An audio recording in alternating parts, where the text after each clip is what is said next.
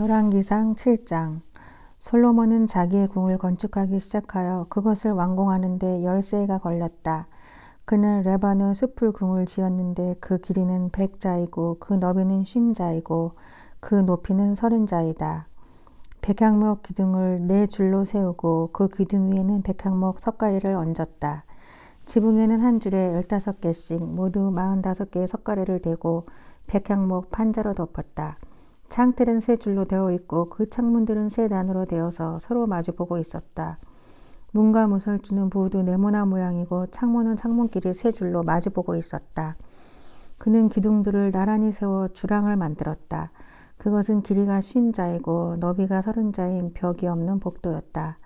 주랑 앞에는 현관이 있고 현관 앞에 또 기둥들이 있고 그 기둥들 위에는 차량이 걸려 있었다. 또 그는 옥좌실 곧 재판정을 짓고 그 마루를 모두 백향목으로 깔았다. 자기가 있을 왕궁은 재판정 뒤에 있는 다른 뜰에 지었는데 그 건축 양식은 다른 건물들의 건축 양식과 서로 비슷하였다. 또 솔로몬은 이것과 같은 궁전을 그가 결혼하여 아내로 맞아들인 바로의 딸에게도 지어주었다. 왕궁을 포함한 모든 건물은 치수를 재어서 깎은 귀한 돌, 앞뒤를 톱으로 자른 값진 돌들로 지었는데 기초에서부터 갓돌까지 또 바깥은 물론이고 건물 안에 큰 뜰까지 다 그러한 재료를 써서 지었다. 기초를 놓을 때에도 값진 큰 돌들을 놓았는데 어떤 돌은 10자나 되고 어떤 돌은 8자나 되었다. 기초를 다진 다음에는 그 위에다가 치수를 재어서 잘 다듬은 값진 돌과 백향목으로 벽을 올렸다.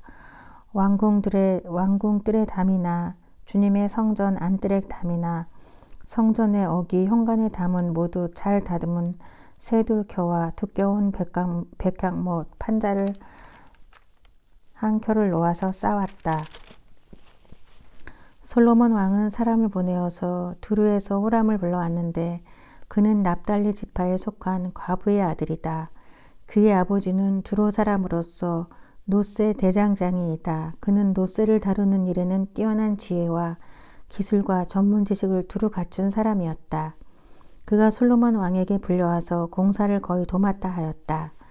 그는 2개의 노세 기둥을 만들었다. 둘 다 18자 높이에 12자 둘레였다. 그는 또 그 2 기둥의 꼭대기에 얹어 놓을 2개의 기둥머리를 놋을 녹여 부어서 만들었는데 그 기둥머리는 둘 다 꽃같이 높이가 5자이다. 기둥 꼭대기에 얹은 기둥머리를 장식하려고 바둑판 모양으로 얽은 그물과 사슬 모양의 고리를 각각 7개씩 만들었다. 이렇게 2 기둥을 만들고 나서 기둥 꼭대기에 얹은 기둥머리를 장식하였다. 놋쇠로 석류를 만들고 그물에다가 석류를 2줄로 늘어뜨려서 기둥머리를 장식하였다. 기둥 꼭대기에 얹은 기둥머리는 그 높이가 넉자이다. 나리꽃 모양으로 만들었는데 사슬 장식 위에 둥그렇게 돌출된 부분에다가 얹었다. 기둥머리에는 놋쇠로 만든 석류 200개가 둥그렇게 열을 지어 있었다. 다른 기둥머리도 마찬가지였다. 후람은 이렇게 해서 만든 2 기둥을 성전의 현관에다가 세웠다.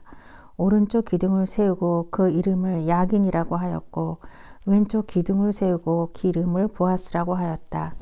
그 다음에 기둥들의 꼭대기에는 나리꽃 모양으로 만든 기둥머리를 얹었는데 이렇게 해서 후람은 기둥 세우는 일을 마쳤다. 그 다음에 후람은 놋쇠를 부어서 바다 모양 물통을 만들었는데 그 바다 모양 물통은 지름이 10자, 높이가 5자, 둘레가 30자이고 둥근 모양을 한 물통이었다. 그 가장자리 아래로는 돌아가면서 놋쇠로 만든 호리병 모양의 박이 있는데 이것들은 놋쇠를 부어서 바다 모양 물통을 만들 때에 2 줄로 부어서 만든 것이다. 또한 12마리의 놋쇠 황소가 바다 모양 물통을 떠받치고 있는데 3마리는 북쪽을 바라보고 3마리는 서쪽을 바라보고 3마리는 남쪽을 바라보고 3마리는 동쪽을 바라보고 서 있었다. 등으로 바다 모형을 떠받치고 있었다. 황소는 모두 엉덩이를 안쪽으로 향하고 있었다. 그 놋쇠로 된 바다 모양 물통의 두께는 손 너비만하였다. 그 테두리는 나리꽃 꽃보리 모양으로 잔의 테두리처럼 둥글게 만들었다. 그 용량은 물을 2000말 정도 담을 수 있는 것이었다. 그는 또 놋으로 받침대를 10개 만들었는데 받침대마다 길이가 넉 자, 너비가 넉 자, 높이가 석 자이다. 받침대의 구조는 다음과 같아. 받침대는 판자 테두리를 가지고 있고 그 테두리는 틀 사이에 끼어 있었다. 틀 사이에 낀 판자 테두리 위에다가는 사자의 소와 그룹을 그려 넣었다. 사자와 소의 위아래로는 화한 무늬를 새겨 넣었다. 그리고 각 받침대에는 4개의 놋새 바퀴와 놋새 축과 4개의 다리를 달았다. 그 4개의 다리는 놋새대 아래에서 어깨 모양의 받침두리를 괴고 있었다. 이 받침두리들은 화한 무늬의 맞은 쪽에서 녹여 부어서 만든 것이었다. 그 아가리는 받침두리 안에서 위로 한 자 높이로 솟아나와 있었는데 그 아가리는 지름이 한 자 반으로 둥글게 받침두리와 같은 모양으로 되어 있고 그 아가리에는 돌아가면서 새긴 것이 있었다. 그 테두리 판자들은 네모지고 둥글지 않았다. 그 테두리 판자의 아래에는 4개의 바퀴를 달고 바퀴의 축은 받침대 안에다 넣었다. 바퀴 하나의 높이는 한 자 반이었다. 그 바퀴의 구조는 말이 끄는 전차 바퀴의 구조와 같았다. 바퀴의 축과 테두리와 바퀴살과 그 축의 통은 모두 놋새를 부여 만든 것이었다. 그리고 받침대의 4 귀퉁이에는 어깨 모양의 받침두리가 4개 붙어 있는데 그 받침대에서 받침두리가 잇따라 나와 있었다. 받침대 꼭대기에는 반자 높이의 테두리가 둥글게 둘려 있고 또 받침대의 아래에는 바퀴축인 버팀대와 테두리 판자들이 연결되어 있었다. 바퀴축인 버팀대 판자와 테두리 판자 위의 빈 곳에는 구름과 사자와 종려나무를 활짝 핀 꽃 모양과 함께 새겼다. 그는 이러한 방식으로 받침대 10개를 만들었는데 모두가 같은 치수와 같은 양식으로 일일이 부어서 만들었다. 또 그는 놋새로 대야 10개를 만들었다. 대야마다 물을 40말씩 담을 수 있었다. 대야들의 지름은 넉 자이다. 받침대 10개에는 모두 대야 하나씩을 달았다. 받침대 5개는 성전의 오른쪽에 5개는 성전의 왼쪽에 놓았고 바다 모양 물통은 성전 오른쪽에 동남쪽 모퉁이에 놓았다. 후람은 또 솥과 부삭과 피 뿌리는 대접을 만들었다. 이렇게 후람은 솔로몬 왕이 주님의 성전에다가 해 놓으라고 시킨 모든 일을 마쳤다. 그가 만든 것들은 2 기둥과 그 2 기둥 꼭대기에 얹은 둥근 고형 모양을 한 기둥머리 둘과 그 2 기둥 꼭대기에 있는 공 모양을 한 기둥머리에 씌운 그물 2개와 기둥 꼭대기에 있는 공 모양을 한 기둥머리에 씌운 각 그물에다가 2 줄로 장식한 석류 400개와 또 받침대 10개와 받침대 위에 놓을 대야 10개와 바다 모양 물통 1개와 그 바다 모양 물통 아래에 받쳐놓은 황소 모양 12개와 솥과 부삭과 피 뿌리는 대접들이다. 후람이 솔로몬 왕을 도와서 만든 주님의 성전의 이 모든 기구는 모두 광택나는 놋새로 만든 것이다. 왕은 이 기구들을 숫꽃과 사르단 사이에 있는 요단 계곡의 진흥에 부어서 만들게 하였다. 이 기구들이 너무 많아서 솔로몬이 그 무게를 달지 못하였으므로 여기에 사용된 놋새의 무게는 아무도 모른다. 솔로몬은 또 주님의 성전 안에다가 2 기구를 만들었는데 곧 금 제단과 빵을 늘 차려 놓는 금으로 만든 상과 또 등잔대들 곧 지성소 앞에 오른쪽에 5 왼쪽에 5개씩 놓을 순금 등잔대들과 금으로 만든 꽃장신과 등장과 부집개와 순금으로 된 장과 심지 다듬는 집게와 피 뿌리는 대접과 향로와 불 옮기는 그릇과 느실 곧 지성소 문에 다는 금돌저기와 성전의 바깥 문에 다는 금돌저기들이다. 이렇게 해서 솔로몬 왕은 주님의 성전을 짓는 모든 일을 완성하였다. 솔로몬은 그의 아버지 다윗이 거룩하게 구별해서 바친 성물 곧 은과 금과 기구들을 가져다가 주님의 성전 창고에 넣었다. 열왕기상 8장. 솔로몬은 주님의 언약궤를 시온 곧 다윗성에서 성전으로 옮기려고 이스라엘 장로들과 이스라엘 자손의 각 가문의 대표인 온 지파의 지도자들을 예루살렘에 있는 자기 앞으로 불러 모았다. 이스라엘의 모든 남자는 7째 달 곧 에다님월의 절기에 솔로몬 왕 앞으로 모였다. 이스라엘의 모든 장로가 모이니 제사장들이 궤를 메어 옮겼다. 주님의 궤와 회막과 장막 안에 있는 거룩한 기구를 모두 옮겨왔는데 제사장들과 레위 사람들이 그것을 날랐다. 솔로몬 왕과 왕 앞에 모인 온 이스라엘 회중이 왕과 함께 궤 앞에서 양과 소를 셀 수도 없고 기록할 수도 없을 만큼 많이 잡아서 제물로 바쳤다. 제사장들을 주님의 언약궤를 제자리 곧 성전 내실 지성소 안 그룹들의 날개 아래로 가져다가 놓았다. 그룹들이 궤가 놓인 자리에 날개를 펼쳐서 궤와 채를 덮게 하였다. 궤에서 삐죽 나온 두 개의 채는 길어서 그 끝에 지성소의 정면에 있는 성소에서도 보였다. 그러나 성소 밖에서는 보이지 않았다. 그 채는 오늘날까지 그곳에 그대로 놓여 있다. 궤 속에는 호렙에서 모세가 넣어둔 두 개의 돌판 말고는 아무것도 없었다. 이 두 돌판은 이스라엘 자손이 이집트 땅에서 나온 뒤에 주님께서 호렙에서 그들과 언약을 세우실 때에 모세가 거기에 넣은 것이다. 제사장들이 성소에서 나올 때에 주님의 성전에 구름을 가득 찼다. 주님의 영광이 주님의 성전을 가득 채워서 구름이 자욱하였으므로 제사장들은 서서 이를 볼 수가 없었다. 그런 가운데 솔로몬이 주님께 아뢰었다. 주님께서는 캄캄한 구름 속에 계시겠다고 말씀하셨습니다. 이제 주님께서 계시기를 바라서 이 웅장한 집을 지었습니다. 이 집은 주님께서 영원히 계실 곳입니다. 그런 다음에 왕은 얼굴을 돌려 거기에 서 있는 이스라엘 온 회중을 둘러보며 그들에게 복을 빌어 주었다. 그는 말하였다. 주 이스라엘의 하나님을 찬양하십시오. 주님께서는 나의 아버지 다윗에게 친히 말씀하신 것을 모두 그대로 이루어 주셨습니다. 주님께서 말씀하시기를 내가 내 백성 이스라엘을 이집트에서 이끌어낸 날로부터 오늘에 이르기까지 내가 내 이름을 기를 집을 지으려고 이스라엘의 어느 지파에서 어느 성읍을 택한 일이 없다. 다만 다윗을 택하여서 내 백성 이스라엘을 다스리게 하였다 하셨습니다. 내 아버지 다윗께서는 주 이스라엘의 하나님의 이름을 기릴 성전을 지으려고 생각하셨으나 주님께서 나의 아버지 다윗에게 이르시기를 내가 내 이름을 기릴 성전을 지으려는 마음을 품은 것은 아주 좋은 일이다. 그런데 그 집을 지을 사람은 내가 아니다.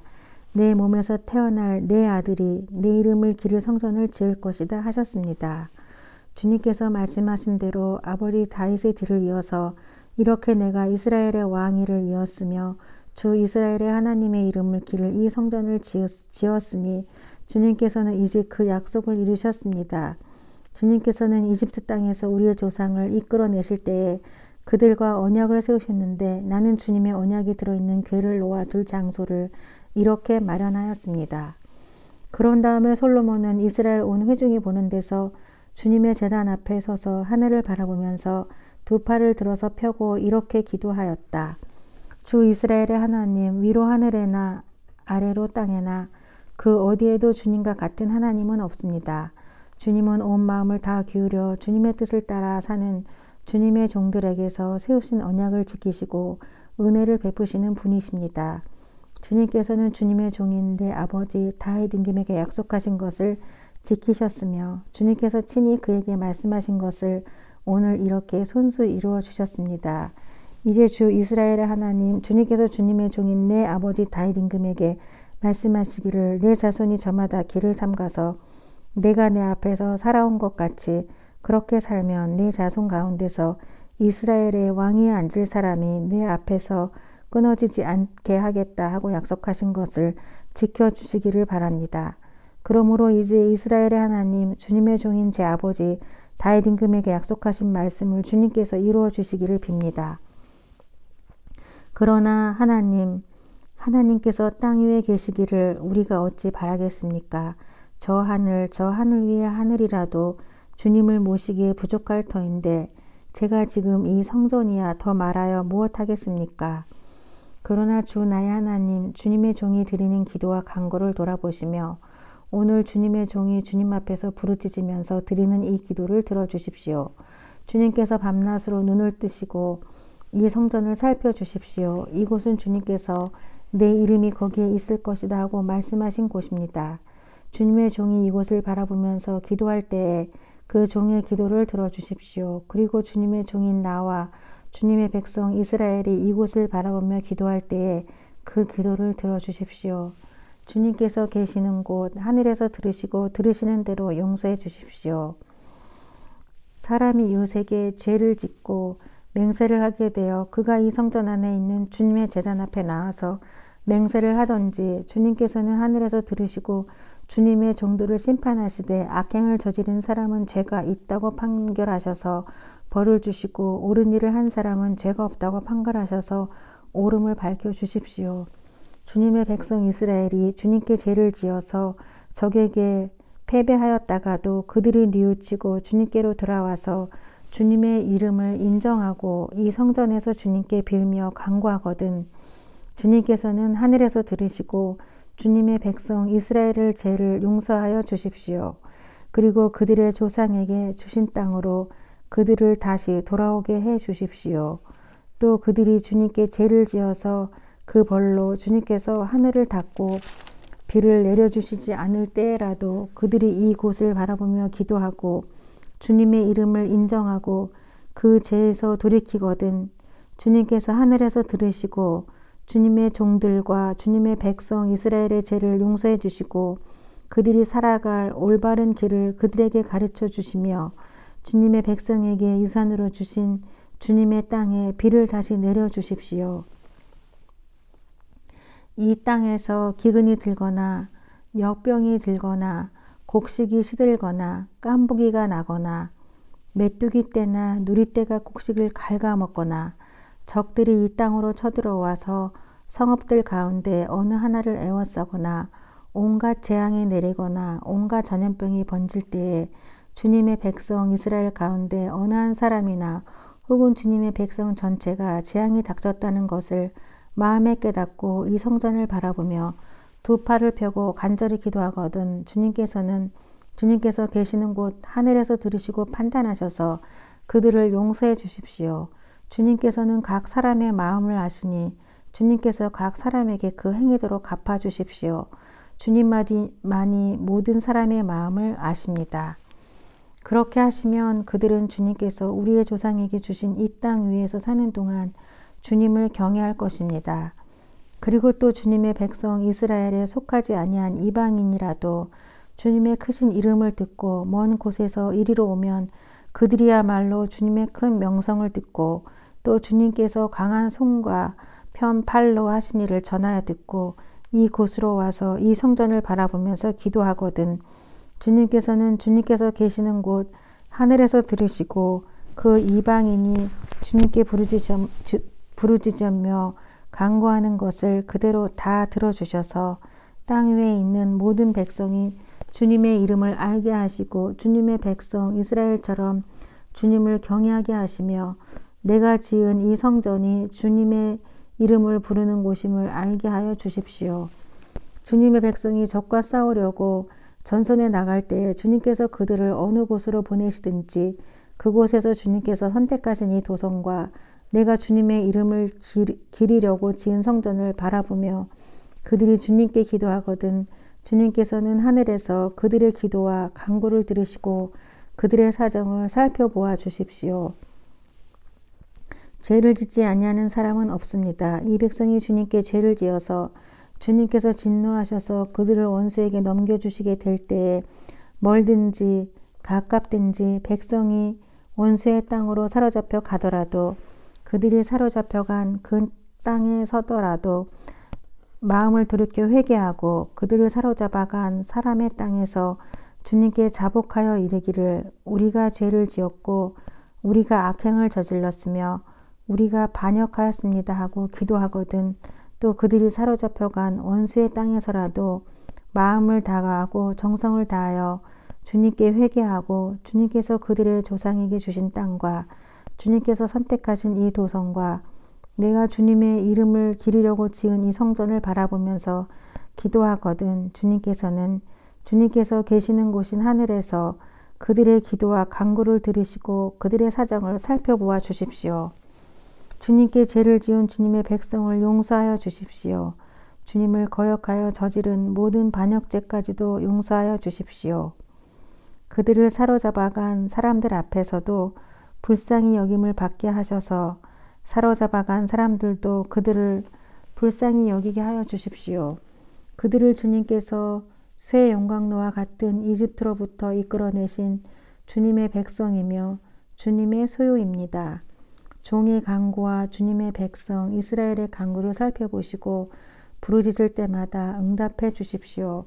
주 하나님, 주님께서 우리 조상을 이집트로부터 이끌어내실 때에 주님의 종 모세를 시켜서 말씀하신 것과 같이 주님께서는 그들을 주님의 소유가 되도록 세상의 모든 백성과 구별하셨습니다. 솔로몬이 무릎을 꿇고서 하늘을 바라보며 두 손을 펴서 이렇게 간절히 기도를 드린 다음 주님의 제단 앞에서 일어나서 이스라엘의 온 회중을 바라보며 큰 소리로 축복하여 주었다. 주님께서 말씀하신 대로 그의 백성 이스라엘에게 안식을 주셨으며 그의 종 모세를 시켜서 하신 선한 말씀을 한마디도 빠뜨리지 아니하시고 다 이루어 주셨으니 주님은 찬양을 받으실 분이십니다. 주 우리 하나님께서 우리의 조상과 함께 계시던 것과 같이 우리와도 함께 계시기를 바랍니다. 주님께서 우리를 버리지도 마시고 포기하지도 마시기를 바랍니다. 우리의 마음을 주님께 기울이게 하셔서 주님께서 지시하신 그 길을 걷게 하시며 주님께서 우리 조상에게 내리신 계명과 법도와 율례를 지키게 하여 주시기를 바랍니다. 오늘 주님 앞에 드린 이 간구와 기도를 주 우리 하나님께서 낮이나 밤이나 늘 기억해 주시기를 바랍니다. 하나님께서 주님의 종과 주님의 백성 이스라엘에게 날마다 그 형편에 맞게 자비를 베풀어 주시기를 바랍니다. 그렇게 해서 세상의 모든 백성이 주님만이 하나님이시고 다른 신은 없다는 것을 알게 되기를 바랍니다. 그러므로 그의 백성인 여러분도 주 우리의 하나님과 한 마음이 되어서 오늘과 같이 주님의 법도대로 걸으며 주님의 계명을 지키기를 바랍니다. 이렇게 한 다음에 왕 및 왕과 함께 있는 모든 이스라엘 사람이 주님 앞에 제사를 드렸다. 솔로몬은 화목제를 드렸는데 그가 주님의 제사에 드린 것은 소가 22,000마리이고 양이 12만 마리였다. 이와 같이 해서 왕과 이스라엘의 모든 백성이 주님의 성전을 봉헌하였다. 그리고 바로 그날 왕은 주님 앞에 있는 놋제단이 번제물과 곡식제물과 화목제물의 기름기를 담기에는 너무 작았으므로 주님의 성전 앞들 한가운데를 거룩하게 구별하고 거기에서 번제물과 곡식예물과 화목제의 기름기를 드렸다. 그때 솔로몬이 이렇게 절기를 지켰는데 하맛 어기에서부터 이집트 접경을 흐르는 강에 이르는 넓은 지역에 사는 큰 회중이 온 이스라엘이 그와 함께 주 우리 하나님 앞에서 이레 동안을 2번씩 열나흘 동안 절기를 지켰다. 둘째 이레가 끝나고 여드레째 되는 날에 그가 백성을 돌려보내니 그들은 왕에게 복을 빌고 주님께서 그의 종 다윗과 그 백성 이스라엘에게 베푸신 온갖 은혜 때문에 진심으로 기뻐하며 흐뭇한 마음으로 각자 자기의 집으로 돌아갔다.